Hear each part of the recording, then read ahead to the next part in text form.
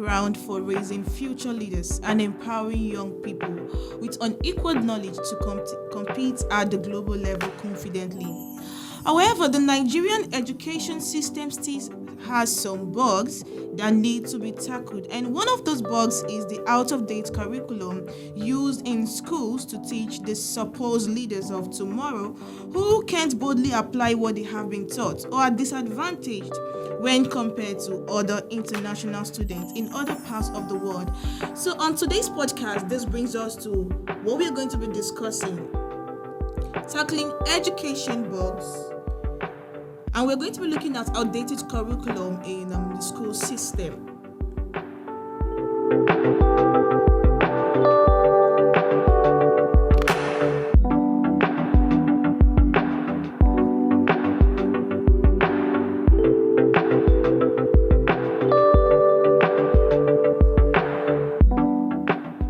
All right, you're welcome to the Veegilant podcast episode 2, and I'm super excited to have you here. My name is Elizabeth Fidelis, and I'm your host for today. All right, so joining me on this podcast is a guest who is going to be, discussing with me on this issue, outdated curriculum in the school. I have with me the beautiful historian. Yes, she's a graduate of University of Nsukka, and so she's here. She's going to be, doing this with me. Favor Eya, you're welcome. Thank you, Elizabeth. I'm so excited to have you here with me on today's podcast episode. All right, Favor, let's get to know you. Okay, my name is Favor Eya, and I'm a graduate of the University of Nigerian Nsukka. Where I studied history and international relations, and I graduated with the class of 2021. And aside that, I am a baker. I do pastries, cakes in a professional way. Beautiful. So that's it about me. Though there are other politics, but you guys follow me before you know that one.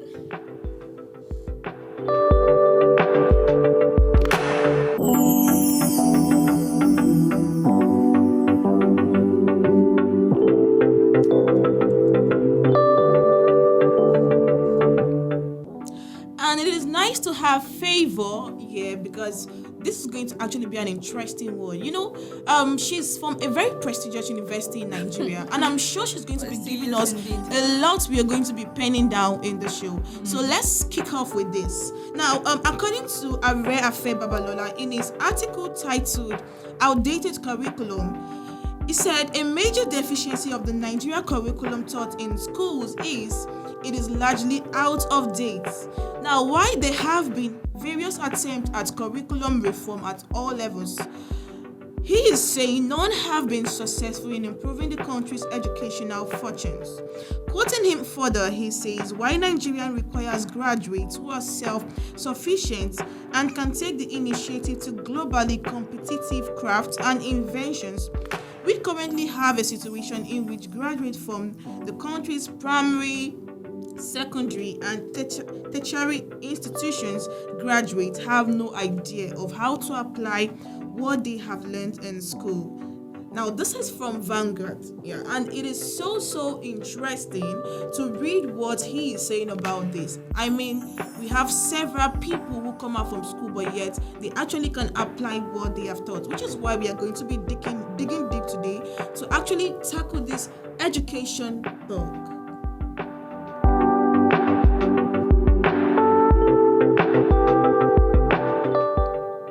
Still on the Veegilant podcast, remember I have with me Favor Eya, and we are going to be talking about outdated curriculum in the school system. And if you're listening, you can now listen to the Veegilant podcast on Spotify, and you can also get it on YouTube, where it is easy for you to access.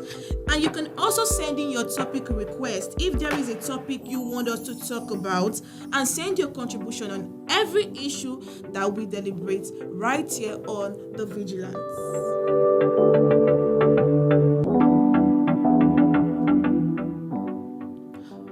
Okay, so Miss Favor, I'm super excited again to have you. Same here. Same. Favor, you have passed through the university system, and I'm very sure you have observed that there is a trend ongoing whereby we are being taught what our lecturers have been taught let me say like decades ago. So can you actually just recount or narrate your experience with this system? Let me just start with this. Aside the outdated curriculum, there is unnecessary or like let me say jam-packed combinations. So, but let me start with the part of the outdated curriculum. When I was in school, so many of them, but I would just recall this particular one. There is a particular lecturer that students we don't read for his course. Whoa. You just waste, yeah, like you just look for the past questions. And like we used to ask people, like people that are ahead of us, like what should we read? What do you know about this man? How do we answer his questions? And you know what those students will say? Just go and find the past questions. Oh my god. And when we go to those past questions, we are seeing questions from 2010, Wow. 2009. And do you know what this man does? He just do photocopy. My god. Every single session, he just go and do a photocopy of that particular question because Wow. the most of the questions, like all through his exams that I wrote, it was the same thing. In fact, when I wrote one of his exams, I didn't go read any book or anything. I just went to the past question, just opened it, follow. Okay, what's this number one question? What's it talking about? What should I read? That's how I was reading because it was a kind of repetition that has been going on for the. My god. But like, so my problem was like, this person is not working on his own. He's not the one running the uni. There's a union that oversees all of these things. So how can you be presenting the same question to the department every single year and nobody is telling you anything about it? And guess what? This person is a professor, so he feels that he cannot be questioned. So most of them they have like more authorities than the dean of the faculty, than the head of department. So because if it is in a working system, Yeah. they will question you. Don't you have something new for this student? How can you be given questions all through from 2010 and you keep repeating those questions? I mean, I'm very sure that no student will fail that course. I got like two of his courses. I think I had one in 200 level and the next level 300 he taught us. So both of the courses I got A. Wow. And that A is not because I had the knowledge. I just read what I was supposed to read. If you ask me after that exam, if you ask me what's this course all about, You can't even tell. I My can't god. tell because I just read the past question and that's how I wrote my exams and I passed. So aside that, I think Nigeria system, the school system, there's a huge problem. They need to structure. So let me talk about my course in particular. I studied history and international relations. I quite understand that sometimes you can't deal with matters concerning international relations without you having a good knowledge of history. Exactly. But I studied this, but I can tell you that I know more of history than the international relation parts. Because most of the lecturers, they were focused on history. They were like, sometimes I will sit in the classroom and I'll be like, is this topic necessary? Where can I apply this in a real world situation? Do I need this? Okay, when you go to other schools, like one of my friends in Unizik then, like when we share ideas, she'll be like, I'll find out that she knows more of international relations than I do, and I know more of history than so. Like so many schools, they'll give you those. They'll tell you you're studying history and international relations, but when you get there, you find out that they have only focus on a particular aspect, and the other part they will give it like 20% attention. But that's that on that. I'm coming also to the primary education and secondary education. I think at the point, May 3rd, UNESCO gave a report that Nigeria school curriculum, it is outdated and they need to do something about it. But I doubt they have done something about it. And I can recall one of the strikes that we had. I had to look for a job So I got this job to hold after school lessons for some particular students in literature and English. So when I was teaching those kids, I'll sometimes I'll tell them I would like to see what you were taught in school. So going through what they were taught, I found out that aside the prose, the drama and other things, the same thing I was taught years back. That's the same thing that they are repeating. So I feel that this outdated curriculum stuff it's not a thing of the tertiary aspect only. It's in the primary system, it is in the secondary system, it is in the high institution, and the thing is that government is not doing anything about it, because I wonder what the Ministry of Education is all about. Well, you just said something, and I have to agree with you on that. You just said that this is not just a problem that we only see in the higher institution. It's an all-round problem that really needs to actually be tackled. That's why I titled this podcast Tackling Education Bug, because it is really a bug. You know, when we have an issue, a deformity in a system, if it is not actually treated properly, it might actually escalate. Like a canker worm. Exactly. Yes. You just reminded me one time also. I think that was also during, if I'm not mistaken, I went to teach, yes. I think that should be the strike period. And, you know, in nursery school, by curriculum, we are meant to have, you know, the nursery is supposed to be reciting 2-letter words, 3-letter words. Yes. And they don't go beyond that because they feel, oh, this is not what they're meant to know. But do you know, I actually did something different that really amazed the school. Was that I went ahead of, as far as teaching these children 8-letter words then. Okay. And believe me, they were in nursery 1, they were writing. I think in my time, in nursery 1, I could not write. You had to reach primary school before you start writing. But I made these children in their nursery 1, they were writing, they were reading, like they could read. When I mean they could read properly. So I mean, if a lot of people can come in and decide that this system has to be changed, and I mean, it all falls on teachers. That is what brings me to the next question.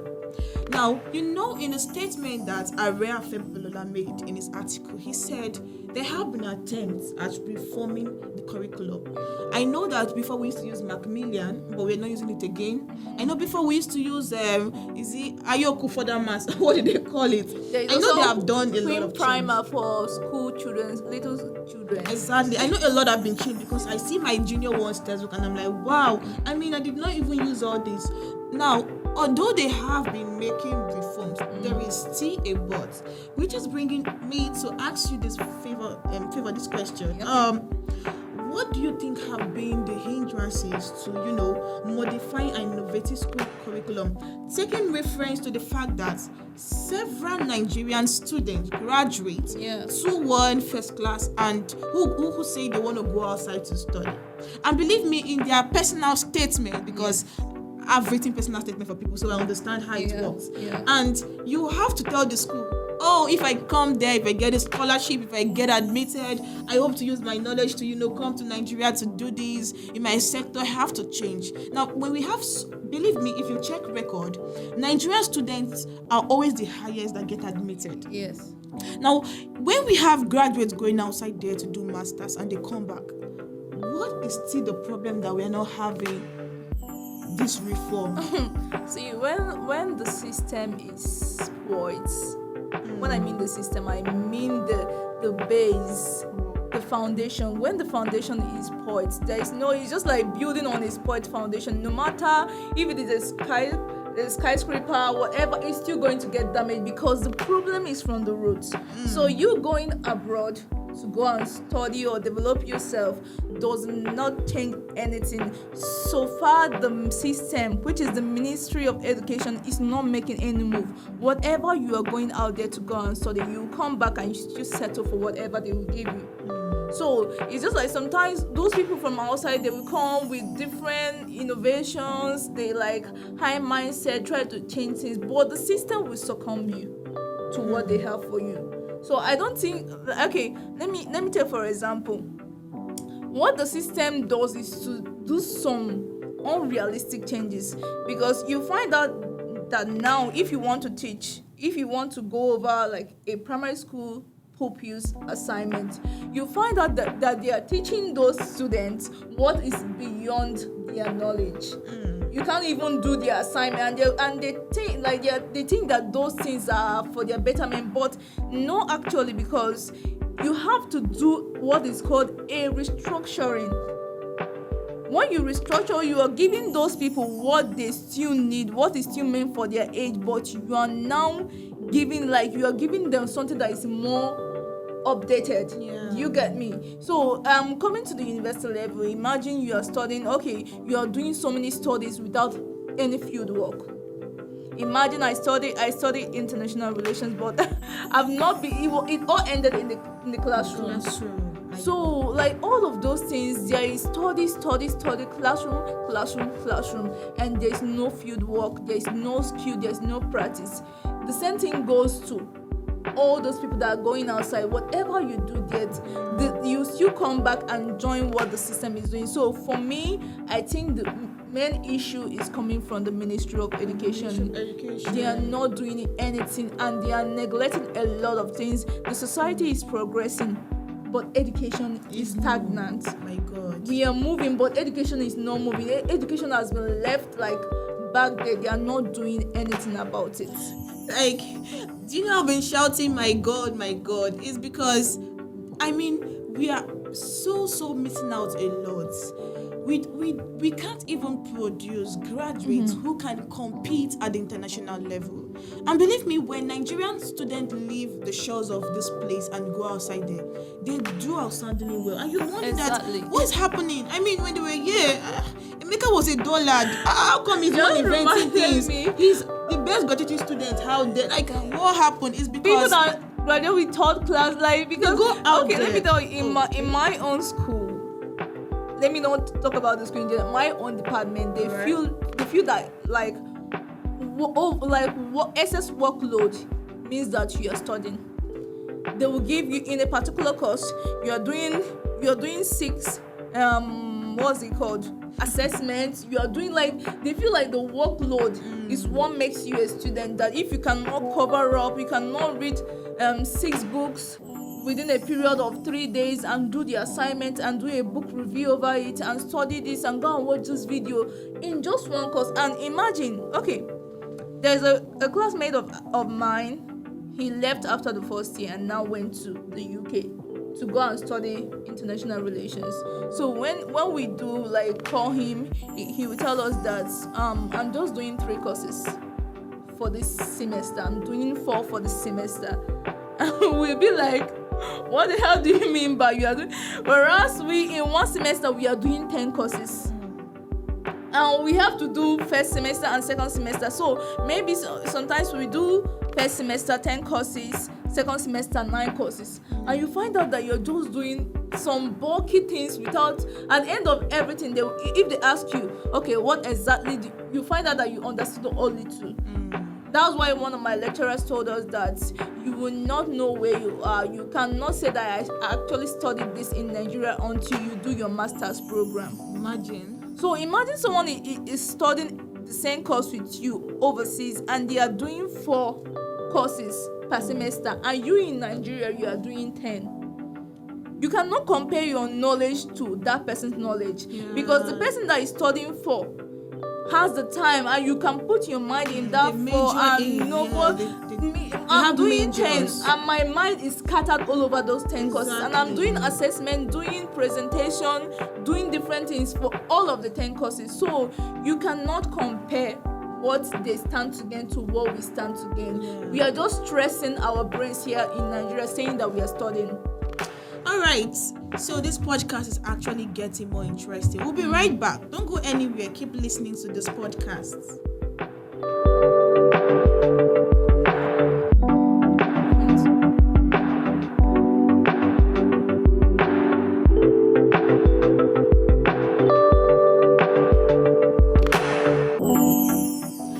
So, a spoken word poet once said in a video, education is the key, but they don't throw away the padlock. And That's one funny. I kind of, grudgingly agree with her You don't throw away because the kingdom because into I the ocean. mean, a lot is happening. Yes. A lot is happening. Nigerian graduates are actually disadvantaged because they are taught what they can apply. And looking at the curriculum we have, you find a lot of lecturers teaching you what they learned in their own time. I have this lecturer who even brought out his notebook and he was like, this was my notebook in school. I'm like, my God. It's not only in your school. As in, you're teaching me mass communication and broadcasting. I mean, I'm learning broadcasting in the class. I'm not in a studio. I'm not broadcasting anything. How can I even go there and tell them that, oh, I'm a mass communication graduate, I can broadcast, when all I did was just know about broadcasting in a classroom setting? Still making reference to another podcast, a spoken word a friend of mine did. She said something. She said, we want education, not school. Because education is actually a system, a process of learning and acquiring knowledge. Meaning that there should be devices that should enable you to learn. If I'm being taught mass communication, I should have access to those facilities. But what we do here is school. You go, you listen to a lecturer blab from morning to night, you listen to people talk, open their mouth, and at the end of the day, you write exams and that's all. Now, this is why we also need to answer this question for you. What are the consequences of out-of-date curriculum in the education system?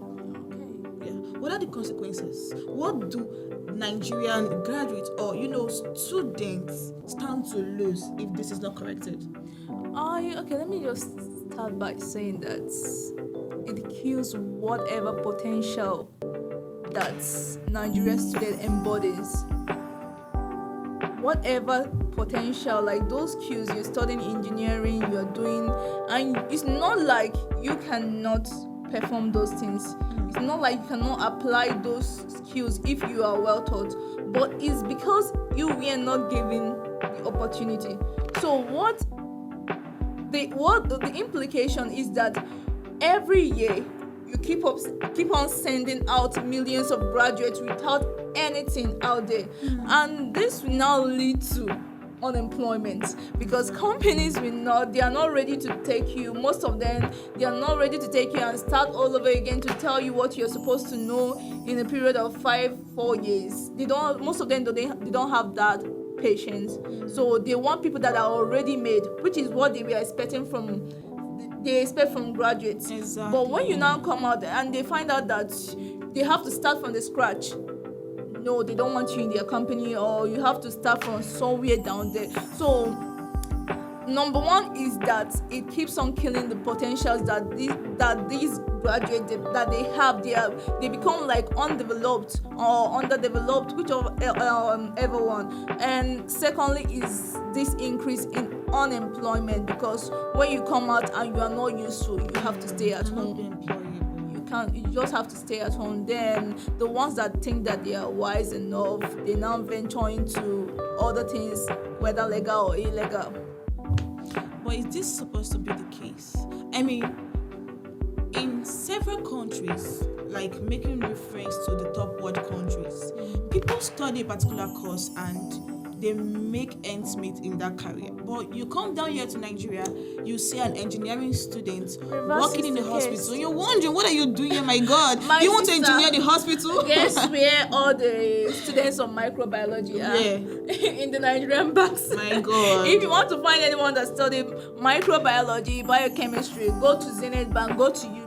And that's where you'll find them. That is because of the outdated curriculum. These people end up becoming graduates who can't even apply what they have been taught. And then you come across a job vacancy position that says looking for an accountant, 5 years experience. My question is, my 4 years in school, I did defense, everything, round it up to 5 years. Is it not enough for me to be employed?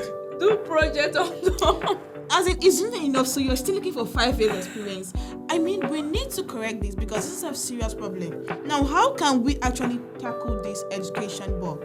How can we do that? I mean, a comprehensive assessment of the Nigerian educational curriculum at all levels reveals that great emphasis is still placed on doctrinal and philosophical foundation. I mean, they keep teaching you just the surface. Why not go deeper? Why not go deeper? Like what you just said, Miss Favor. You said a lecturer they keep on focusing on history and they leave international relations. Yeah, so because my own what did they if you expect you guys cannot to do the both, why don't you divide it? So you should have just Separate said, come and them. study history alone. Yes. So that means school will teach you history, then you go and study international relations on your own. I mean, that is actually so bad. And so, Miss Favor, what do you think is the way out? What would be your advice to the Ministry of Education? I think it's high time the government focused on improving education in Nigeria, because we are in a progressive society, and every day we are emerging, and we can't be emerging. Industry cannot be emerging. Society cannot be emerging, progressing, and education is just there where it has been during the colonial times. It doesn't make sense at all. So I think it's high time they scrapped those curriculum and start afresh, because I believe that this is the whole essence of having the Ministry of Education, where you sit down in your office as a minister, you and your co-workers or assistants or whoever, and you sit down and you plan out things for the system. You like look for problems that are facing the system and you try to find a way to sort it out. This problem of curriculum is not even hidden. Yeah. So you cannot say that you have not noticed. It's everywhere. So it's something that you can easily identify. This is what the ministry should look into and try to draft out new curriculums for every level of education, primary, secondary, higher institution. I think that they should do something about it.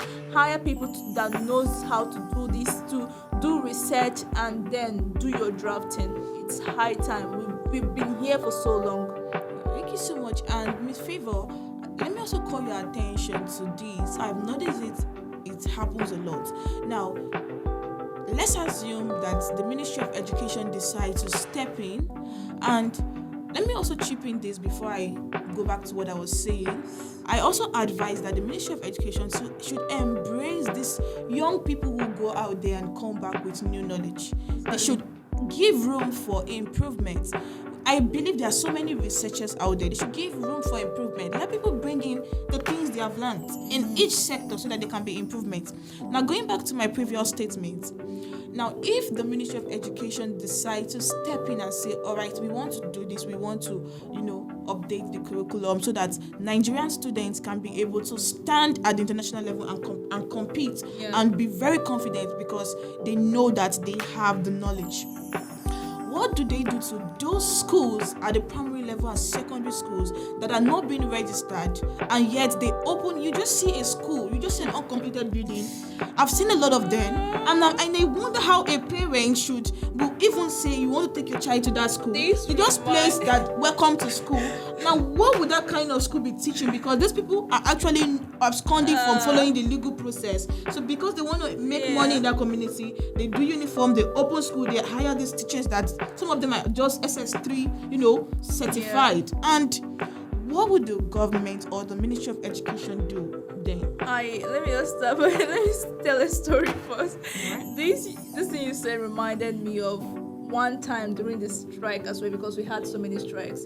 So I was telling one of my friends that I don't want to stay at home. I need a job. So after a week, she contacted me and said that one of her friends has a school rather, and she has told the person about me and the man who wants me to come to his school and teach. So when I now spoke to the man, he gave me the address and said I should come over. That's where the school is located, and he'll be expecting me the next day. On that very day, I dressed my best.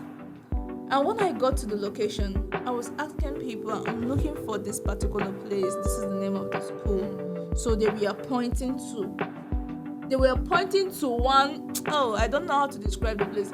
They were pointing to one. So I was like, okay, maybe the school is behind that place. So maybe when I get to that place, I will not ask people. I didn't know that actually that I will not call it a hut was the school. So I said, okay, let me go and see for myself. And I got there. They just opened one door. My God. They opened one door. I had to bend to enter. Is it a shoe, right? You don't know what I'm telling you. I had to bend to enter. When I entered, it was just like a big one room.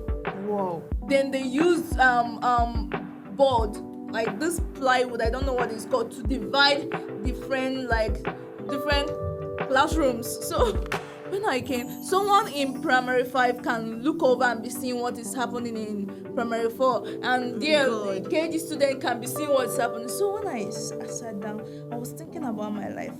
At first I was like, I even dressed too much, because if I knew I was coming to this place, bedroom slippers I for wear, because it's not even worth my dressing. So at that point, when I was seated in the man's office, I was thinking about a lot of things.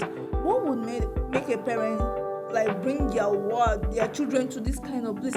Okay, I forgot to tell you. Over the next place, just with a plank demarcation, they were wearing he-goats there. So the smell and everything was coming to the school. The goats were even like moving around, scattering things, making noises. So I was looking at the students, these pupils, rather, they were not learning anything. They were just wasting like time there. So I was seated. When the man came, I was already angry, because I love education and I love to see like school children do well. So when I was just seated, when the man came in, he was like, okay, look at this. Let's are you starting today? All of those.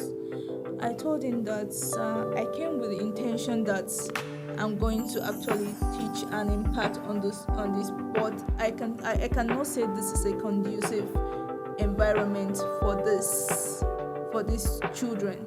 That I cannot teach in this kind of place. That I feel that they are being abused. That this is like, I said a lot of things to that man because I was already angry. I told him that, okay, I quite understand that you have it in mind, because he was telling me that he had to do it in order to, like, for people that cannot afford like big school fees and all of that. I told him, this is not help. You're not helping them. That these children, they are not learning anything. Their parents are just keeping them there to be there to, when they come back from work, they'll come and pick them. That this is not a learning environment. So what would you advise? I told him quite a lot of things. So my that's the end of the story for now. Back to what you asked. My advice is that there is what is called a conducive learning environment.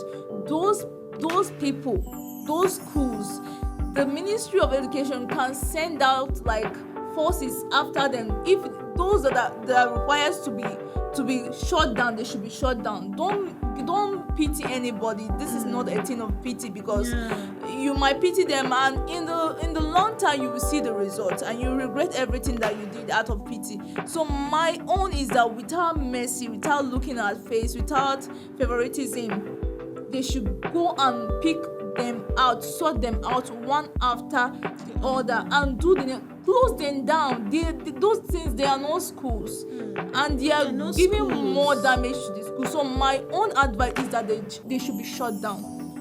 They should be shut down. They should. I agree with you. It has been an amazing discussion talking about outdated curriculum in school system, and we are trying to tackle education. But with this advice we have given to the Ministry of Education, if it is taken, I believe we are going to see progress.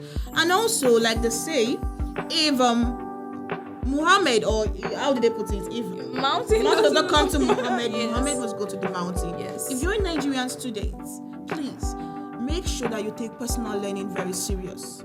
If the university is not doing what it needs to do, if the educational system in Nigeria is filled with so much deformity, then you can actually leverage the advantage you have. You have access to the internet, you have access to books, you have access to, videos, podcasts like this one, which you should be listening to. You need to embrace the culture of learning. So you need to focus on personal development. It is a very, very, very, very important thing to do in the face of this outdated curriculum that is making us to be disadvantaged. I'm so glad I had you, Miss Favor, with me. Thank you so much. It was an amazing one. You gave insightful, points and a lot of stories I can actually relate with. Thank you for having us, and thank you for having us, because you actually honored our invitation. I appreciate that. And we hope to have you on another show again. Thank you, listeners, for listening to the end. And if you know you have a contribution to make, you can go to the comment section and drop your contributions. I believe together we can actually tackle this education bug. This is still the Veegilant podcast. You can get it on Spotify and also on YouTube. Till we meet again. Bye. Bye.